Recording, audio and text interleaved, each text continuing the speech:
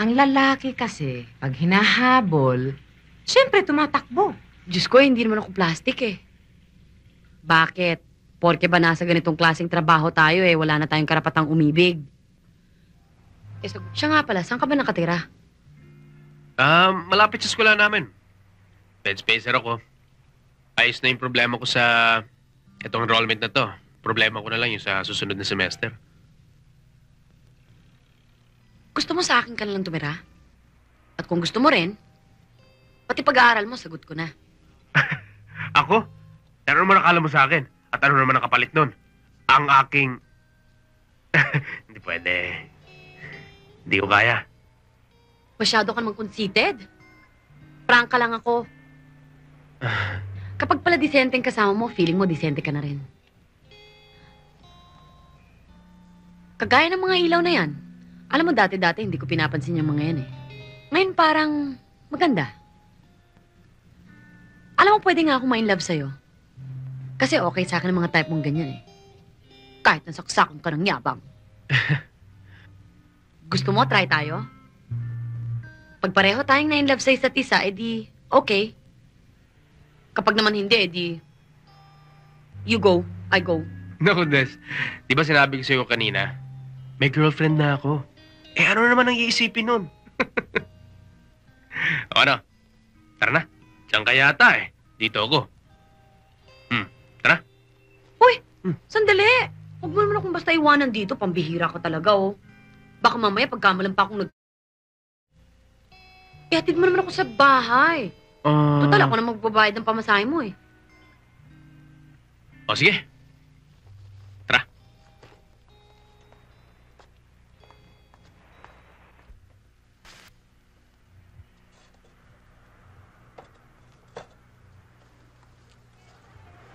Kumain na ba kayo, Inay?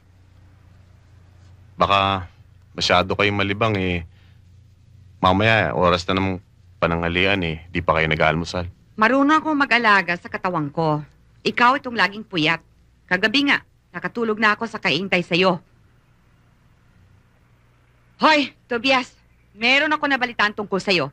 Nahumaling ka daw doon na dati mong kaskwela. May pangalan siya, Inay. Desiree. Yung pabalik-balik sa Japan at nagtitinda ng kanyang... Yung biktima ng kahayupan ng kapwa, kaya natutong umagat sa bakal para lang kumita. Kung ako ang pamimiliin mo kay Ana at kay Desiree, kay Ana pa rin ako. Wala na ho siya, Inay. Sumama sa iba. Hindi nga ako ang pinili. Paano? Nainsulto. Nahalata niya na mas binibigyan mo ng importansya yung marurumi. Oh, di nagpakasal na nga si Ana doon sa karibal mo.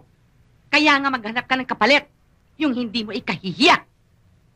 Naku, Tobias. Mahirap tayo pero malinis ang ating pangalan.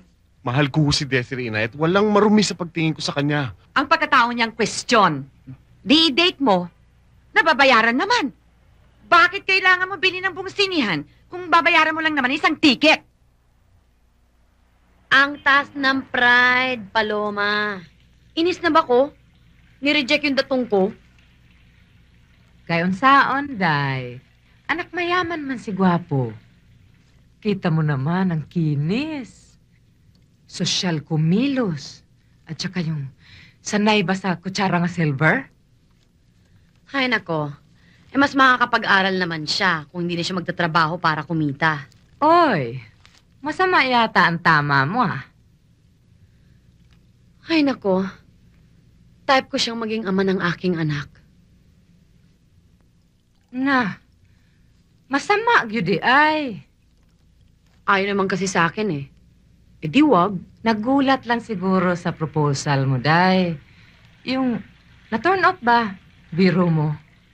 Babae pa ang nagtatapat sa lalaki. Paminaw, Day, ha? Ang lalaki kasi, pag hinahabol, siyempre tumatakbo. Diyos ko, hindi naman ako plastic eh. Bakit? Porke ba nasa ganitong klaseng trabaho tayo eh, wala na tayong karapatang umibig.